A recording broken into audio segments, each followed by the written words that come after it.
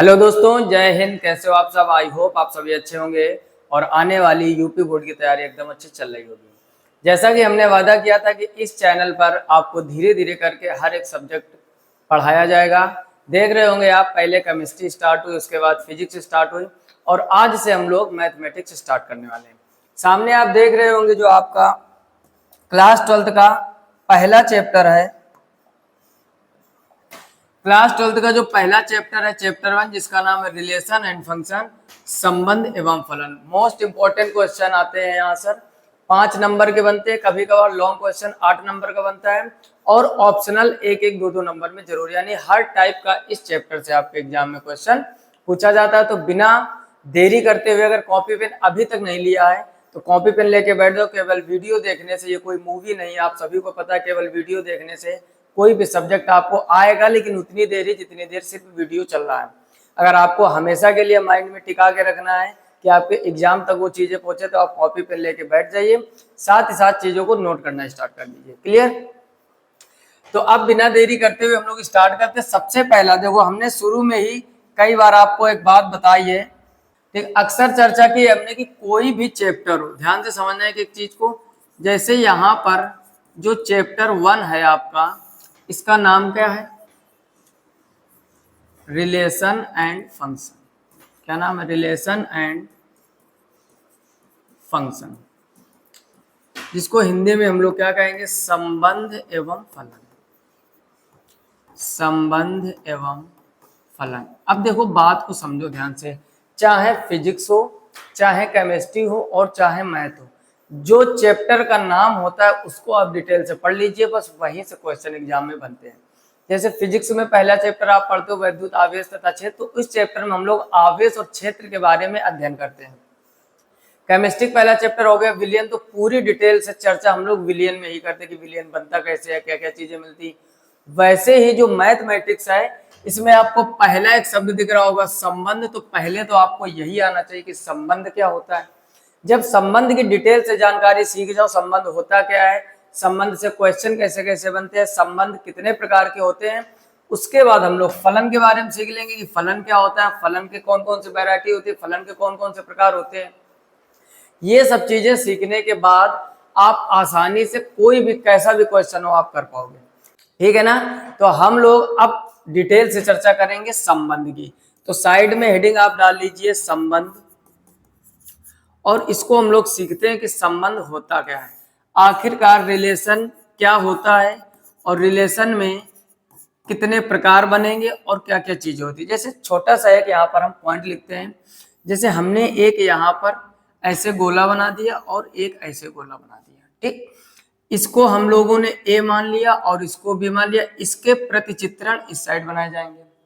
दूसरी बात ध्यान से ये समझो, अब इसके अंदर जो चीजें हैं, इधर हमने ए मान लिया, इधर बी मान लिया, इधर सी मान लिया और इधर डी, और इस साइड में हमने लिख दिया 1 2 3 4 5, इस टाइप से संख्या लिखती। ध्यान से एक एक चीज को समझना, ये इसका प्रतिचित्रण है। यहाँ पर एक हम वर्ड लिखे दे रहे हैं, प्रतिचित्रण। और यकीन मानो जितने ही अच्छे से आज आप सुन के इन चीजों को समझ लोगे, क्योंकि यह एक ऐसा चैप्टर है जहां पर सबसे ज्यादा स्टूडेंट को कंफ्यूजन रहता है। इनवर्स आपको बड़ी आसानी से आ जाएगा, मैट्रिक्स भी आ जाएगा, डिटर्मिनेंट आ जाएगा, आगे डिफरेंशिएशन और डिफरेंशिएशन इक्वेशन, सब कुछ आसानी से आ जाएगा, जो पहला पार्ट है आपका, यानी गणित की जो पहली बुक है। लेकिन इस चैप्टर में ज्यादातर कंफ्यूजन रहता है, ठीक है ना? जिन लोगों को कंफ्यूजन रहता है कमेंट बॉक्स में कमेंट करके जरूर बताइए कि कंफ्यूजन रहता है। लेकिन रिलेशन एंड फंक्शन हमसे पढ़ने के बाद यकीन मानो आपके अंदर 1% भी कंफ्यूजन नहीं है। बस आप जो भी चीज हम बता रहे हैं आप लिखते हुए चलो साथ साथ, तभी मजा आएगी पढ़ने में, है ना? अब देखो, यहाँ पर एक काम किया हमने कि ए का संबंध कर दिया 2 से, बी का संबंध कर दिया 3 से, और सी का संबंध कर दिया 4 से, और डी का संबंध कर दिया 5 से। एक एक चीज को समझना, ए का संबंध किससे कर दिया? 2 से, बी का संबंध 3 से, सी का 4 से और डी का 5 से। अब देखो, हम बोल ही रहे हैं क्या कि इसका इससे संबंध कर दिया, और वही हम लोग पढ़ रहे हैं। यानी अगर हम अब इसको लिखना चाहे रिलेशन के रूप में, ध्यान से समझना, अगर हम इसको रिलेशन के रूप में लिखना चाहें तो अब ये जो आर इसका रिलेशन बनेगा, वो ए का संबंध किससे है? 2 से, तो इसको लिखेंगे a, 2, दूसरा है बी का संबंध किससे है, 3 से, तो बी कामा 3। तीसरा सी का संबंध किससे है, 4 से, तो सी कामा 4। और चौथा डी का संबंध किससे है, 5 से, तो डी कामा 5। ठीक, अब इस ये जो ब्रैकेट के रूप में लिखा गया है इसको कहते हैं हम लोग रोस्टर रूप। इसको क्या कहते हैं, रोस्टर रूप। ठीक, 11th में आपने पढ़ा होगा, पहला जो चैप्टर है आपका सेट्स यानी समुच्चय, वहां पर रोस्टर रूप आपको पढ़ाया गया होगा। ठीक, यानी कभी भी हम लोग रिलेशन को अगर किसका संबंध किससे हो रहा है उसको एक ब्रैकेट में बंद करके रख दें तो उसको हम लोग कहते हैं रोस्टर रूप। क्या कहते हैं, रोस्टर रूप। दूसरा होता है एक समुच्चय निर्माण रूप। वो कैसे बनता है, अगर यहाँ पर हम लिखें, ध्यान से समझो, R इक्वल, अब देखो अगर हम थोड़ी देर के लिए इसको मान ले यहाँ पर x और इसको मान ले y, समझो ध्यान से। वैसे आपका a और b दो ये समुच्चय थे, लेकिन हमने क्या किया, इसको x मान लिया, इसको y। अब x का संबंध किससे है, वैसे आप देख रहे होगे x के हर एक अवयव का संबंध y के हर एक अवयव से है, यानी यहाँ पर हम लिख देंगे x कामा y, यानी x का संबंध किससे है, y से। क्लियर। अब यहाँ पर सच दैट का चिन्ह लगाएंगे। अब किस प्रकार है संबंध, आप देखोगे कि जो a है, अगर हम यहाँ पर थोड़ी देर के लिए थोड़ा और समझो, यहाँ पर ध्यान से समझना, अगर मान लो इसको हम 1 मान लें, इसको 2 मान लें, इसको 3 मान लें, इसको 4 मान लें, यानी जो ABCD है इसको हमने एक डिजिट के रूप में मान लिया। कहने का मतलब ये कि अगर हम प्रतिचित्रण यहाँ पर दो समुच्चय और लिखना चाहें, यहाँ पर 1 लिख दिया, 2 लिख दिया, 3 लिख दिया, 4, और उधर वही रखे 1 2 3 4 5। ठीक, बाकी पूरी कहानी सेम रहेगी। ये यहाँ पर A रहने वाला है, ये B रहने वाला, और इसको हम लोग कहते हैं प्रति चित्रण। ठीक, क्या कहते हैं, प्रतिचित्रण। अब देखो इसको हम लोगों ने x माना है, इसको y। हमने क्या किया, 1 का संबंध 2 से कर दिया, 2 का संबंध 3 से कर दिया, 3 का संबंध 4 से कर दिया, और 4 का संबंध 5 से। यहाँ हम लोगों ने अल्फाबेट लिया था, यहाँ डिजिट ले लिया। अब अगर हम, ये तो रोस्टर रूप क्या होता है, 1,2 लिख दोगे, 2,3, 3,4, 4,5। समुच्चय निर्माण रूप क्या होगा, इसमें समझो। ठीक, ये अल्फाबेट के रूप में था, या तो यहाँ 1 2 3 4 मान लो, या फिर हमने अलग लिख दिया। अब आप देख रहे होगे कि जो 1 में 1 जोड़ा गया तब क्या है, 2। 2 में कितना जोड़ा गया, 1। 3 में भी 1, 4 में भी, यानी आप देख रहे हो कि यहाँ पर +1 किया जा रहा है, यहाँ पर भी +1 किया जा रहा है, यहाँ पर भी +1 किया जा रहा है, और यहाँ पर भी +1। यानी हम लोग x के सभी अवयवों में जब 1 जोड़ रहे हैं तो y आ रहा है, यानी y हमारा कब आ रहा है, जब हम लोग x में 1 जोड़ रहे हैं। दूसरी चीज, x कहाँ से लिया गया है, a से, तो x बिलोंग्स टू a, और इधर लिख देंगे y बिलोंग्स टू b, और ब्रैकेट क्लोज कर देंगे। तो ये होता है आपका समुच्चय निर्माण रूप। इसको क्या कहते हैं, समुच्चय निर्माण रूप। इतनी बात समझ में आई कि नहीं, फिर से समझ लो। समुच्चय निर्माण रूप क्या होता है, कोई भी वैल्यू हो उसमें क्या किया जा रहा है, यानी उसमें क्या हो रहा है।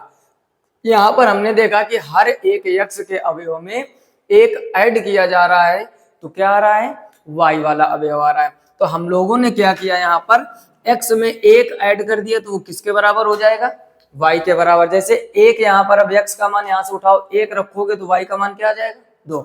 समझने का प्रयास करो। हमने कहा अब यहाँ पर क्या करो आप, x + 1 y इक्वल, यही तो इक्वेशन बनी है। हमने आपसे कहा यहाँ से x का मान 1 1 उठाइए, तो x का जब पहला मान आप यहाँ पर x बराबर 1 रखोगे तो ये 1 + 1 y का मान कितना आ जाएगा, 2। जब x का मान आप 2 रखोगे तो y का मान क्या आ जाएगा, 3। जब x का मान आप 3 रखोगे तो y का मान क्या आ जाएगा, 4। और जब x का मान आप 4 रखोगे तो y का मान क्या आ जाएगा, 5। तो अगर हम इसी को रोस्टर रूप में लिखना चाहें, यहाँ पर समझो, यहाँ पर रिलेशन एक और बन जाएगा ऐसे। 1 का संबंध किससे है, 2 से। 2 का संबंध किससे है, 3 से। 3 का संबंध किससे है, 4 से। और 4 का संबंध किससे है, 5 से। तो ये रोस्टर रूप समझ में आ गया। किसका संबंध किससे है उसको एक ब्रैकेट में रख दो, वो हो जाता है रोस्टर रूप। और समुच्चय निर्माण रूप में हम लोग वो चीज लिखते हैं, वो वैल्यू लिखते हैं कि क्या हो रहा है। जैसे क्या हो रहा है का मतलब यहाँ पे एक ऐड किया जा रहा था, तो हम लोगों ने एक ऐड करके इसको इस रूप में बना दिया। बोलो किसी को कोई समस्या, जल्दी से स्क्रीनशॉट ले लीजिए, फिर बढ़ते हैं आगे। क्लियर। अब देखो ध्यान से समझो, हमने क्या कहा, 2 टाइप से क्वेश्चन आपके बन सकते हैं। एक तो रोस्टर रूप में पूछा जा सकता है और एक समुच्चय, या तो ऐसा लिख के देगा आपसे रिलेशन पूछाएगा, या फिर ऐसा लिख के देगा आपसे रिलेशन पूछेगा। रिलेशन में क्या कि कौन सा प्रकार है, अभी एक क्वेश्चन भी हम लोग डिटेल से समझेंगे, पहले कुछ और चीजें। अब थोड़ा सा हम लोग आगे बढ़ते हैं, और अगर कभी भी आपसे, जैसे यही क्वेश्चन था, फिर से इस क्वेश्चन को हम लोग रिपीट कर लेते हैं। यहाँ पर आपने क्या माना था, ए, यहाँ पर आपने क्या माना था, बी। एक तरह से इसको हम लोग एक्स और इसको वाई मान लिए थे, यानी जो अवयव है अंदर। फिर हमने क्या किया, यहाँ पर 1 2 3 4 4 अवयव, और यहाँ पर क्या माना था 1 2 3 4 5। ध्यान से समझना है कि एक चीज को ऐसा हम लोगों ने माना था, और 1 का संबंध 2 से करा दिया, 2 का संबंध 3 से करा दिया, 3 का संबंध 4 से करा दिया, और 4 का संबंध 5 से। यानी जैसा पीछे क्वेश्चन हम लोगों ने लिखा था 1 2 3 4 1 2 3 4 5, सेम यही क्वेश्चन लिया है, और किस टाइप के क्वेश्चन बन सकते हैं ये सीखने का प्रयास कीजिए। अब ऐसा क्वेश्चन आपको देगा, अगर आपसे लिखने की हम बात करें कि इसका रिलेशन लिखिए, तो आप सभी लोग जानते हो 1 का 2 से रिलेशन है, 2 का 3 से रिलेशन है, 3 का 4 से रिलेशन है, और 4 का 5 से। इतनी बात समझ में आ गई। ये रूप कौन सा है, तो आप सभी लोगों को अच्छी तरह से पता है, ये है आपका रोस्टर रूप। ये कौन सा रूप है, रोस्टर रूप। इतनी बात समझ गए। अच्छा, अगर इसका हम समुच्चय निर्माण रूप लिखना चाहें, तो आप सभी लोगों को पता है क्या किया जा रहा है, x का संबंध y से है, तो x comma y such that किस प्रकार है कि x में यदि हम 1 जोड़ दें तो वो y प्राप्त हो रहा है, और x आपका पहले समुच्चय a से लिया गया है, और y आपका दूसरे समुच्चय b से लिया गया है। इस रूप को अगर नाम लिखना चाहें तो यह है समुच्चय निर्माण रूप। क्या बोला हमने, समुच्चय निर्माण रूप। बोलो यहां तक किसी को कोई समस्या, बिल्कुल भी समस्या नहीं होनी चाहिए, एक एक पॉइंट बिल्कुल बेसिक से क्लियर करते हुए चल रहे हैं। अब समझना क्या है, अब अगर आपसे कभी कभी एग्जाम में ऐसे क्वेश्चन बनते हैं, जिसके लिए हमने विशेष यहाँ पर लिखा है कि अगर आपसे इसमें पूछ दिया जाए कि इसका प्रांत क्या होगा, प्रांत को इंग्लिश में डोमेन कहेंगे। क्या कहेंगे, डोमेन। कभी आपसे कोडोमेन पूछेगा, यानी जिसको हिंदी में कहते हैं सह प्रांत। क्या पूछेगा, सह प्रांत, जिसको हम लोग कहेंगे कोडोमेन। क्या कहेंगे, कोडोमेन। और तीसरा पॉइंट मोस्ट इंपॉर्टेंट, आपसे पूछेगा परिसर क्या होता है। क्या पूछेगा, परिसर क्या होता है, जिसको इंग्लिश में हम लोग रेंज कहते हैं। अब एक एक चीज को समझते हुए चलना, इस चैप्टर में क्या पूछा जाता है फिर से समझ लो, 10 से 12 नंबर का आएगा। आपको समुच्चय निर्माण रूप या रोस्टर रूप देकर संबंध के प्रकार पूछेगा कि स्वतुल संबंध है, कि सम्मिश्र संबंध है, कि संक्रामक संबंध है, या फिर आपको वैल्यू देकर पूछेगा इसका प्रांत ज्ञात कीजिए, सह प्रांत ज्ञात कीजिए, या परिसर ज्ञात कीजिए, और उसके बाद क्वेश्चन प्रूविंग वाले बनते हैं। ठीक, तो हम लोग एक एक चीज क्लियर करते हुए चल रहे हैं। पहले हम लोगों ने रोस्टर रूप सीखा, फिर हम लोगों ने समुच्चय निर्माण रूप सीखा, फिर हम लोग अब सीखने वाले हैं प्रांत, सह प्रांत और परिसर। बिल्कुल बेसिक से बड़े आराम से हम लोग सीख जाएंगे, बस आप थोड़ा सा ध्यान देने का प्रयास करना। एक चीज हमेशा याद रखो, अगर हम बात करें तो ये इसका लेफ्ट साइड है, और ये कौन सा साइड है, राइट साइड। आप सभी लोग जानते हो। तो लेफ्ट साइड में यानी जहां आपको पहला समुच्चय दिया गया है, उसमें जितने भी अवयव दिख रहे हैं वो सभी के सभी आपके प्रांत होते हैं, यानी डोमेन। यानी अगर हम आपसे डोमेन की चर्चा करें, तो यहाँ पर आपके डोमेन क्या क्या हो जाएंगे, 1 हो जाएगा, 2 हो जाएगा, 3 हो जाएगा, 4 हो जाएगा। इतनी बात समझ में आई। लेफ्ट साइड में या पहले गोले में या पहले समुच्चय में कौन से अवयव दिए गए हैं, या फिर अगर आप इस रोस्टर रूप में देखना चाहोगे, जो कामा के पहले लिखा हुआ है, वो जो भी वैल्यू लिखी हुई है वो सभी की सभी आपकी प्रांत अर्थात डोमेन होता है। क्लियर। उसके बाद अगर बात करें सह प्रांत की, तो राइट हैंड साइड की तरफ जितने भी अवयव लिखे हैं वो सभी के सभी आपके सह प्रांत होते हैं। तो सह प्रांत हो जाए 1, 2, 3, 4, 5। बोलो किसी को कोई समस्या। लेफ्ट साइड के सभी अवयव डोमेन होते हैं और राइट साइड के सभी अवयव कोडोमेन होते हैं। क्लियर।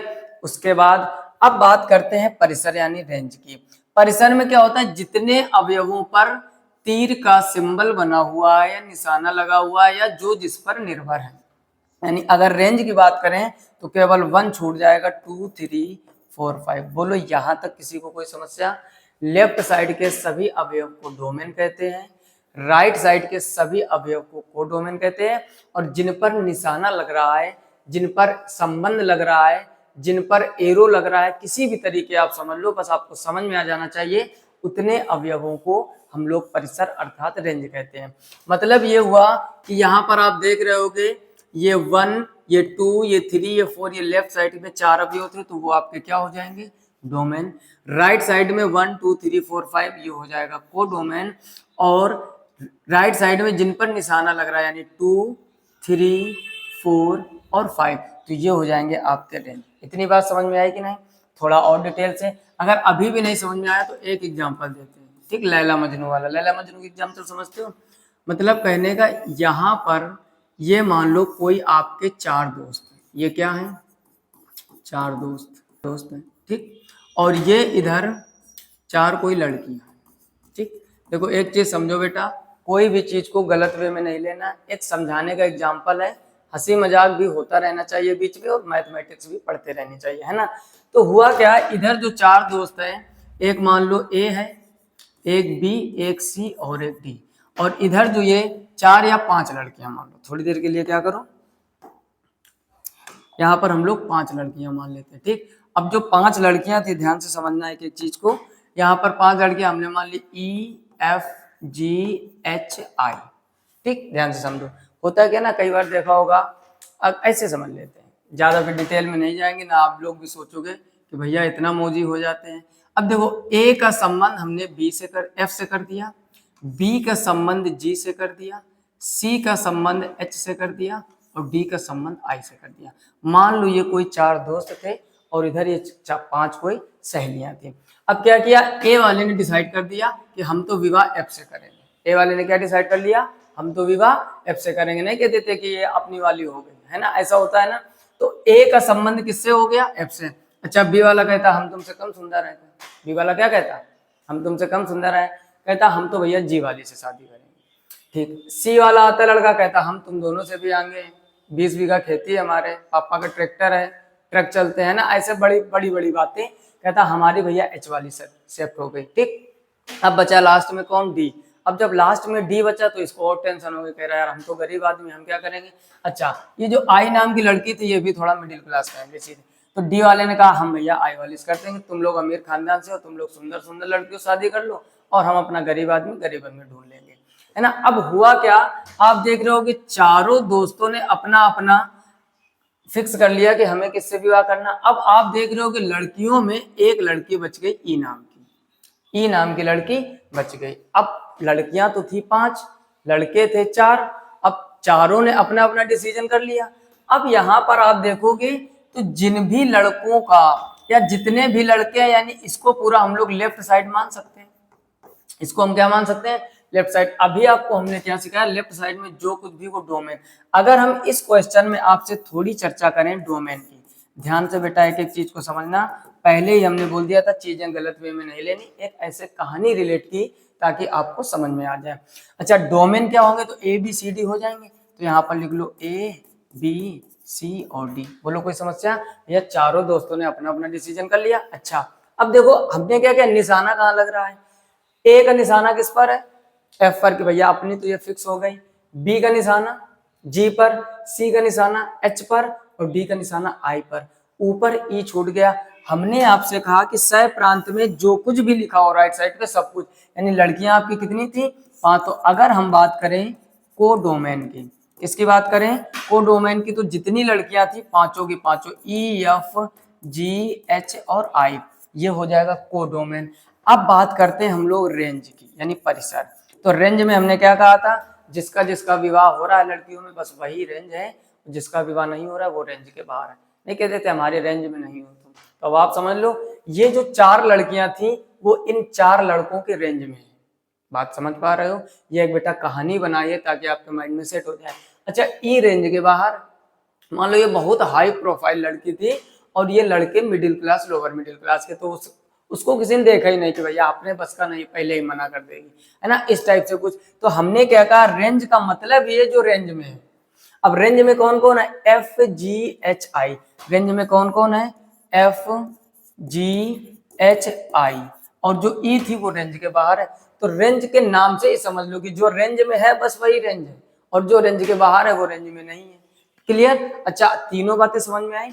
जितने भी लड़के थे या लेफ्ट साइड की जो भी वैल्यू होती है उसको हम लोग डोमेन अर्थात प्रांत कहते हैं। जितना भी राइट साइड पे लिखा हुआ सब कुछ मिलाकर वो कोडोमेन होता है।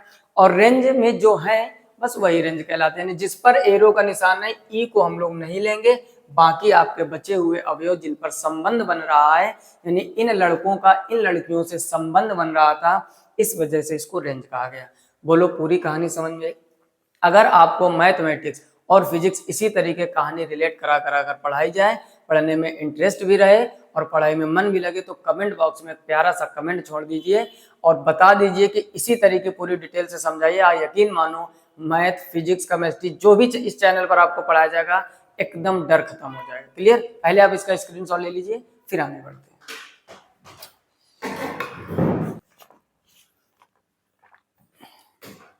क्लियर? अब कितनी चीजें हम लोग सीख चुके हैं? डोमेन, रेंज, कोडोमेन, रोस्टर रूप, समुच्चय निर्माण रूप, इतनी चीजें सीख चुके हैं। अब हम लोग थोड़ा सा आगे बढ़ते हैं और आप हेडिंग देख रहे होंगे टाइप्स ऑफ रिलेशन, यानी संबंध के प्रकार। प्रकार कौन कौन से होते हैं? ध्यान से एक एक चीज को समझना। पहला होता है एक आपका स्वतुल्य संबंध। क्या होता है? स्वतुल्य संबंध, जिसको इंग्लिश में कहेंगे रिफ्लेक्सिव रिलेशन। क्या बोलेंगे? Reflexive relation. ठीक, समझते हुए चलना, बहुत ही आसानी से समझाएंगे। दूसरा आएगा आपका सममित संबंध। दूसरा क्या आएगा? सममित संबंध। इंग्लिश में इसको कहते हैं सिमेट्रिक रिलेशन। क्या बोलेंगे? Symmetric relation. ठीक, कॉपी में बेटा लिखते जाइए, क्योंकि अगर आप थोड़ी सी लापरवाही करोगे ये आने वाले समय में एग्जाम के टाइम आपको बहुत तकलीफ। ऐसा काम बिल्कुल मत कीजिए कि बाद में तकलीफ हो। और लास्ट आता है संक्रामक संबंध। क्या आता है? संक्रामक संबंध। और सबसे ज्यादा कंफ्यूजन में जो लोग भी विद्यालय में या अलग अलग स्कूलों में जा रहे होंगे, आप देख रहे होंगे इसके क्वेश्चन आपको बहुत तकलीफ देते होंगे। और यकीन मानो आज के बाद कभी भी तकलीफ नहीं देंगे। आज का मतलब इस चैप्टर को पढ़ने के बाद। इसको बोलते हैं इंग्लिश में ट्रांजिटिव रिलेशन। क्या बोलते हैं? Transitive relation. ठीक, इंग्लिश मीडियम वाले भी आप लोग नोट करते जाइए। पहला रिफ्लेक्सिव रिलेशन, दूसरा सिमेट्रिक रिलेशन और ट्रांजिटिव रिलेशन। और एक डबल स्टार बना दीजिए, एक होता है आपका तुल्यता संबंध। क्या होता है? तुल्यता संबंध। अच्छा, ये कौन सी वाला है? तो जिनमें ये तीनों संबंध होते हैं उसको कहते हैं तुल्यता संबंध, और इसको कहते हैं इक्विवेलेंस रिलेशन। क्या बोलते हैं? इक्विवेलेंस रिलेशन, है ना? ऐसे समझ लो जैसे तीन मित्र होते थे पहले, नहीं, गांधी जी के तीन बंदर। एक गलत बोलेंगे नहीं, हाथ रखा हुआ, आपने बंदर देखा होगा। एक कहता था गलत सुनेंगे नहीं, ऐसे कान में रखा हुआ। एक कहता था गलत देखेंगे नहीं। और एक ऐसा बंधन मिल जाए तो ना तो गलत बोल रहा है, ना गलत सुन रहा है, ना गलत देख रहा है, तो वो जो होगा वो होगा आपका इक्विवेलेंस। क्लियर? यानी एक तो स्वतुल्य हो गया, एक सममित हो गया, एक संक्रामक हो गया, और तीनों ये गुण जिसमें मिल जाए। जैसे तीन बंदर थे गांधी जी के, एक क्या कहता था? गलत बोलेंगे नहीं, एक कहता था गलत सुनेंगे नहीं, और एक कहता था गलत देखेंगे नहीं। और कहीं ऐसा प्राणी मिल जाए, ऐसा बंदर मिल जाए जो कह रहा है कि हमें तीनों गुण है भैया, ना तो हम गलत सुनते हैं, ना गलत देखते हैं, और ना ही गलत बोलते हैं, यानी तीनों गुण जब मिल जाएंगे हम लोगों को तो उसको हम लोग कहेंगे तुल्यता संबंध। बोलो कोई समस्या यहाँ तक? अब जो पहला था उसको थोड़ा डिटेल से लिखकर समझते हैं। पहला यहाँ पर लिख लेते हैं, क्या? स्वतुल्य संबंध। अब देखो सब कुछ बेटा नाम में छिपा होता है ना? नाम में बहुत सारी चीजें डिपेंड करती हैं। जैसे किसी का नाम है मान लो जंग बहादुर, क्या नाम है? जंग बहादुर। और पता लगे डर वो बिल्ली से जाता है तो नाम मैच नहीं कर रहा है। तो नाम में बहुत सारी चीजें होती है, अगर नाम में बहादुर छिपा है तो थोड़ी तो बहादुरी होनी चाहिए, है ना? वैसे ही मान लो किसी लड़की का नाम है शांति देवी और पता लगे शोर दिन भर मचाती है, तो ऐसे तो फिर दिक्कत हो जाएगी। तो यहाँ पर भी चीजें नाम में काफी कुछ छिपा होता है। जैसे यहाँ पर आप देखोगे लिखा हुआ है स्व और फिर लिखा हुआ है तुल्य। फिर से समझो, क्या लिखा हुआ है? स्व, फिर लिखा हुआ तुल्य। स्व का मतलब होता है बेटा अपना। स्व का मतलब क्या होता है? नहीं कहते स्वतः, तो अपना तो होता है। स्व का मतलब क्या होता है? अपना। और तुल्य का मतलब होता है जो तुल्य हो या बराबर हो। तुल्य का मतलब क्या होता है? बराबर हो, यानी जिसको अपने आप से मतलब हो। स्वतुल्य का मतलब क्या हो, स्व का मतलब हो गया अपना और तुल्य का मतलब तुलना या बराबर या समानता, यानी जिसको अपने आप से मतलब, जो अपने आप के तुल्य हो उसको हम लोग क्या कहते हैं, स्वतुल्य। तो इसका जो गणितीय भाषा, ये तो हमने हिंदी में समझाया, गणितीय भाषा है कि कोई भी एक अवयव आपका किसी समुच्चय से होना चाहिए और ए से रिलेशन होना चाहिए, तो इसको हम लोग कहते हैं स्वतुल्य संबंध। क्या बोलते हैं, स्वतुल्य संबंध। एक एक चीज बेटा क्लियर करते हुए चल रहे हैं। करने को यह भी किया जा सकता था कि 10 क्वेश्चन लेके आते, मोस्ट इंपॉर्टेंट पक्का यही आएंगे, ना है तो जिंदा जला देना, बीच चौराहे पे मुर्दा कर देना, फलाना ढिमकाना, ऐसे थंबनेल आपने बहुत सारे यूट्यूब पर देखे होंगे।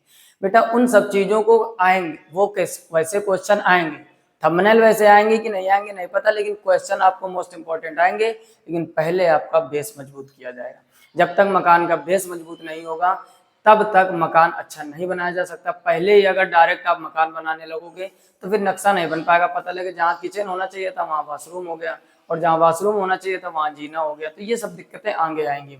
वैसे फिजिक्स में आपने देखा होगा 2 लेक्चर हो चुके हैं। पहले लेक्चर में हमने यूनिट वाइज कंफर्म कराया था कि किस यूनिट से कितने नंबर का आएगा। दूसरे लेक्चर में पहले पार्ट के पूरे चैप्टर डिस्कशन किए। अब जो फिजिक्स का तीसरा लेक्चर आएगा उसमें हम आपको बताएंगे कि सेकंड बुक में कौन कौन से पार्ट पढ़ने हैं, और चौथे लेक्चर से हम लोग सिलेबस बेसिक से बिल्कुल स्टार्ट कर देंगे। क्लियर? तो यहाँ पर आप समझ ही गए होंगे कि कोई भी अवयव एक समुच्चय से होना चाहिए। अवयव का स्वयं से क्या लिखा हुआ, स्वतुल्य, अपने आप के बराबर, अपने से तुलना हो, तभी दोनों जगह हमने ए लिखा हुआ है। ये क्या होता है, स्वतुल्य संबंध। अब लगे हाथों इधर आप सीख लीजिए सममित संबंध। इधर क्या सीखेंगे, सममित संबंध। समझने जाना एक एक चीज को। इधर स्वतुल्य संबंध, सममित। अच्छा, सममित का मतलब क्या होता है, सममित का मतलब होता है कि यदि हम किसी पे 20% डिपेंड हैं तो वो व्यक्ति भी हम पर 20% डिपेंड होना चाहिए। समझ पा रहे हो, यानी यदि हम किसी से प्रेम कर रहे हैं तो वो व्यक्ति भी हमको उतना ही प्रेम करे। अगर एक ही तरफ से प्रेम किया जाता है, वन साइड लव जिसको बोलते हैं, तो फिर वहां सममित संबंध नहीं होगा। यानी अगर हम आपसे नाराज हैं तो आपको भी हमसे नाराज होना पड़ेगा। हम आपसे अगर प्रेम करते हैं तो आपको भी हमसे उतना ही प्रेम करना पड़ेगा। हम अगर आपसे नफरत करते हैं तो आपको भी हमसे उतनी ही नफरत करनी पड़ेगी, तब आपका सममित संबंध होगा। बातों बातों में आप बहुत कुछ सीख गए मैथमेटिक्स का। हमारे कहने का मतलब है कि ए और बी कोई 2 अवयव किसी समुच्चय से होने चाहिए, और यदि ए का संबंध बी से है तो बी का संबंध ए से होना चाहिए। वही तो हम बोले कि यदि हम आपसे प्रेम करें तो आप भी हमसे प्रेम करो। ए अगर बी से प्रेम कर रहा है तो बी भी ए से प्रेम करना चाहिए, यानी ए का संबंध अगर बी से है तो बी का संबंध ए से होना चाहिए। और ऐसी अगर सिचुएशन बन रही है तो हम लोग कहेंगे कि सममित संबंध है, सममित संबंध है। बोलो बेटा, किसी को कोई समस्या किसी भी प्रकार की नहीं होनी चाहिए। कॉपी में लिखते जाइए एक एक चीज को, जल्दी से इसको लिख लीजिए, साथ ही साथ स्क्रीनशॉट ले लीजिए ताकि आपके फोन में भी हमेशा के लिए ये चीजें बनी रहे। क्लियर? फिर हम लोग चर्चा करते हैं संक्रामक संबंध। हो गया।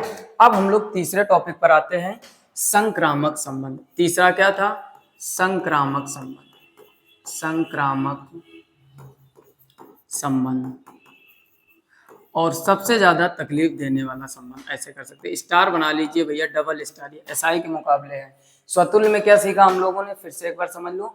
स्वतुल्य क्या होता है, अपने आप से मतलब। सममित क्या होता है, ए का संबंध अगर बी से है तो बी का संबंध ए से होना चाहिए। और अब हम लोग सीखेंगे संक्रामक संबंध।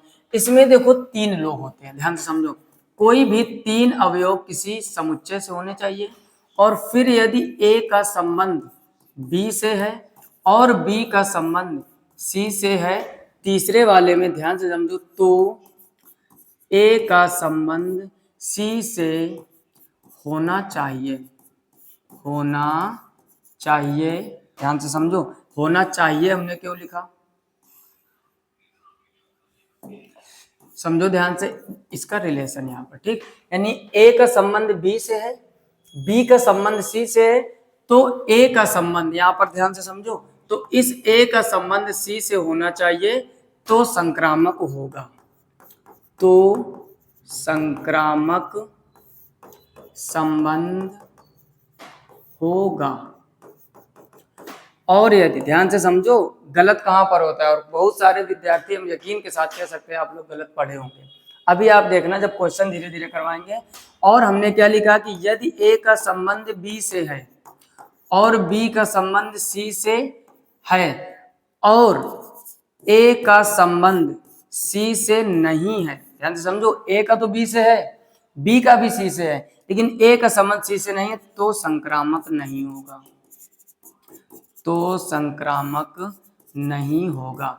और एक बात और माइंड में सेट कर लीजिए, सिर्फ यही कंडीशन है जो संक्रामक की नहीं है, बाकी सिंगल वाले भी संक्रामक संबंध होते हैं। मतलब सिंगल वाले का क्या हुआ कि अगर ए का संबंध कहीं बी से आपको मिल जाए और बी का संबंध सी से नहीं है, तो भी संक्रामक संबंध होगा, तो भी संक्रामक संबंध होगा, संक्रामक संबंध होगा। अब देखो बहुत से लोगों को बस यही लाइन तकलीफ देगी और सोच लिया होगा कि अब तो गलत पढ़ा रहे हो। क्या कर रहे हो, अब तो गलत पढ़ा रहे हो बेटा। बहुत सारे एनसीईआरटी में क्वेश्चन के आपके आंसर नहीं मैच करते होंगे और आप मान लेते होंगे कि इसका आंसर गलत है।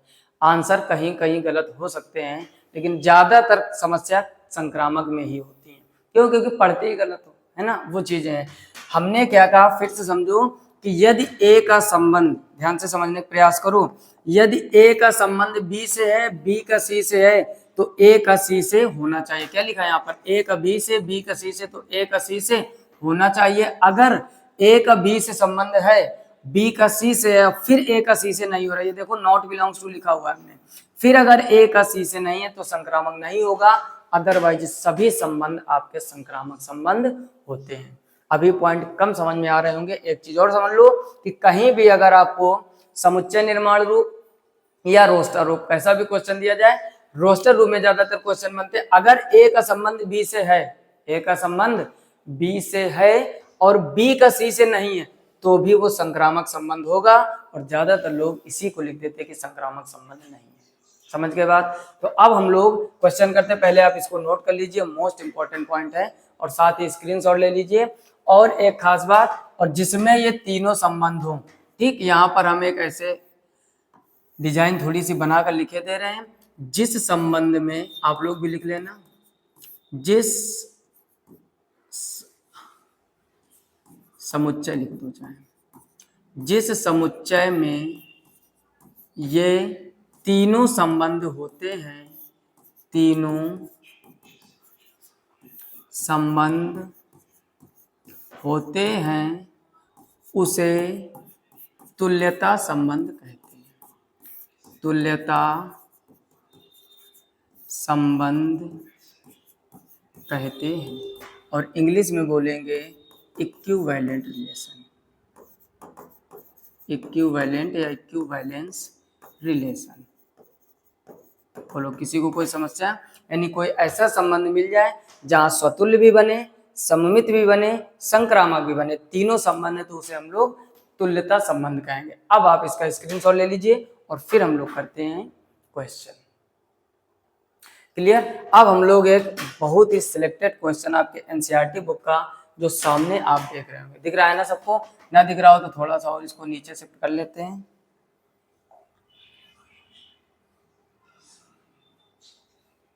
ठीक, अब तो दिख ही रहा होगा सबको कंफर्म। ठीक, समझो क्या लिखा हुआ है, मोस्ट इंपॉर्टेंट क्वेश्चन, और सभी पॉइंट आपके क्लियर होंगे। लिखा, मान लीजिए कि समुच्चय 1 2 3 4। अब देखो आपको जो समुच्चय दिया गया है वो क्या है, 1 2 3 4। ठीक, 1 2 3 4 में अब देखो रिलेशन आपको दिया गया है। अच्छा, किस रूप में दिया गया है, जल्दी बोलो, रोस्टर या समुच्चय निर्माण रूप? हमने क्या कहा था कि ब्रैकेट ब्रैकेट रखे हो तो वो होता है रोस्टर रूप। कौन सा रूप? रोस्टर रूप। लिखने का प्रयास करो, क्या दिया गया है, पहला 1, 2, दूसरा 2, तीसरा 1, 1, चौथा 4, 4, पांचवा 1, 3, छठवां 3, और सातवां 3, 2। ठीक, ये दिया गया है। ये कौन सा रूप है, रोस्टर रूप। अब देखो आपसे ऑप्शन दिया गया, स्वतुल तथा सम्मित है किंतु संक्रामक नहीं, स्वतुल तथा संक्रामक है किंतु सममित नहीं, सम्मित तथा संक्रामक है किंतु स्वतुल नहीं, एक तुल्यता संबंध। देखो चौथा ऑप्शन तभी बेटा आपका होगा जब तीनों होंगे, सममित, स्वतुल्य और संक्रामक। तो एक एक चेक करते हैं। सबसे पहले हम लोग देखेंगे स्वतुल्य। सबसे पहले क्या देखेंगे? स्वतुल्य। समझाते हुए चल रहा है, टाइम लग रहा है, बहुत जल्दबाजी में होते हैं, देखते ही बिना पेन उठाए आप कर पाओगे। हमने देखा कि जो समुच्चय दिया गया उसमें 4 अवयव है। अच्छा, स्वतुल्य को अभी आपको हमने क्या बताया कि खुद से मतलब है भैया, सन्यासी आदमी, इसको दुनियादारी से मतलब नहीं है, अपने आप से मतलब है। तो पहला अवयव क्या है? 1। क्या आपको 1, 1 दिया गया है? बिल्कुल दिया गया। तो यहाँ पर 1, 1 दिया गया है। क्या 2, 2 दिया गया है? दिया गया। क्या 3, 3 दिया गया है? दिया गया। क्या 4, 4 दिया गया? दिया गया। यानी 1, 1 भी है, 2, 2 भी है, 3, 3 भी है, 4, 4 भी है। 4 अवयव, चारों से मतलब है, तो स्वतुल्य संबंध तो है। टिक लगा दीजिए, स्वतुल्य संबंध। अब ऑप्शन पर आओ। पहले ऑप्शन में कह रहा स्वतुल्य तथा सममित है, संक्रामक नहीं। फिर कह रहा स्वतुल्य तथा संक्रामक, अभी इन दोनों के सही होने के चांस है। फिर लिखा सम्मित तथा संक्रामक है किंतु स्वतुल्य नहीं, तो ये तो नहीं होगा। और चौथा भी हो सकता है, अभी तीनों चक्कर में। तीसरा ऑप्शन अब आपका नहीं होगा क्योंकि लिखा है स्वतुल्य नहीं और यहाँ पर स्वतुल्य है। अब दूसरा चक्कर लेते हैं। दूसरा क्या चेक करते हैं? सममित। क्या करते हैं? सम्मित। अच्छा, सम्मित की कंडीशन क्या होती है? सम्मित की होती है कि यदि ए का बी से कोई रिलेशन है तो बी का ए से होना चाहिए। अब हम लोग देखते हैं, यहाँ पर आप देखो 1 का 2 से है, क्या कहीं 2 का 1 से दिया गया है? नहीं है। यानी 1 का रिलेशन तो 2 से है, लेकिन 2 का रिलेशन 1 से नहीं है, तो लिख दोगे सममित नहीं है, क्रॉस लगा दो। फिर से समझो, ये 1, 2 लिखा हुआ है, यानी 1 का 2 से रिलेशन है। क्या कहीं 2 का 1 से रिलेशन दिया गया है? नहीं दिया गया। यानी 1 का तो 2 से रिलेशन है, लेकिन 2 का 1 से नहीं, अतः ये सममित नहीं है। अब सममित नहीं वाला देखो, इसमें देखो कह रहा सममित है, तो पहला भी कैंसिल हो गया। अब एक चीज समझो, देखो सममित नहीं है तो तुल्यता भी नहीं होगा। नहीं समझ में आ रही बात? फिर से समझो, हमने आपसे कहा स्वतुल्य संबंध है, तो स्वतुल्य के हिसाब से आपका पहला हो सकता था, दूसरा हो सकता था, तीसरा भी हो सकता था, क्योंकि तुल्यता केवल सी कैंसिल। जैसे ही देखा कि सममित नहीं है, अच्छा सममित नहीं है तो तुल्यता भी नहीं होगा, क्योंकि तुल्यता में तीनों होने चाहिए। क्लियर? तो अब आपका ना तो डी सही होगा, स्वतुल्य नहीं कह रहा, ये भी गलत, पहले वाले में कह रहा सममित है, ये भी गलत। आंसर आपका बी सही हो गया, कंफर्म हो गया। सोचो, अभी तीसरा जबकि चेक ही नहीं किया हमने, संक्रामक तो अभी देखा नहीं है, लेकिन स्वतुल्य तथा संक्रामक है कह रहा है, किंतु सममित नहीं है, तो सममित नहीं मैच कर गया, स्वतुल्य है, इसका मतलब संक्रामक भी होगा। फिलहाल में चेक कर लेते हैं। अच्छा, संक्रामक के लिए हमने आपको क्या सिखाया? बोलो। हमने कहा यदि ए का संबंध बी से है, बी का संबंध सी से है, तो ए का सी से होना चाहिए। ध्यान से समझो, यहाँ पर एक एक चीज को समझना। आप देख रहे हो, दूसरा हमने कहा था जैसे ये 1 का 2 से है, क्या कहीं 2 का किसी और से दिया गया? यहाँ पर दिया गया 2, 2, ठीक है। या फिर आप ऐसे समझो, 1 का संबंध 2 से है और 1 का संबंध 1 से है, यानी 1 का 1 से है, 1 का 2 से है, तो 1 का 1 से तो 100% होगा। इसका मतलब लिख दोगे संक्रामक संबंध भी है। पल्ले नहीं पड़ा, नहीं पढ़ा ना किसी किसी को? फिर से समझिए, हमने क्या कहा था, इधर वापस आके चेक करो। ये हाँ, हमने कहा संक्रामक संबंध कब होता है? यदि ए का बी से, बी का सी से, ए का सी से हो। या यहाँ पर भी तो संक्रामक संबंध होता है। कब हमने बताया था कि यदि ए का संबंध बी से है लेकिन बी का सी से नहीं, तो भी संक्रामक संबंध होता है। यहाँ पर आप देख रहे होगे, यहाँ पर आप देख रहे हो कि 1 का संबंध 2 से है, लेकिन 2 का संबंध यहाँ 2 से तो दिया गया, लेकिन और कहीं नहीं दिया गया।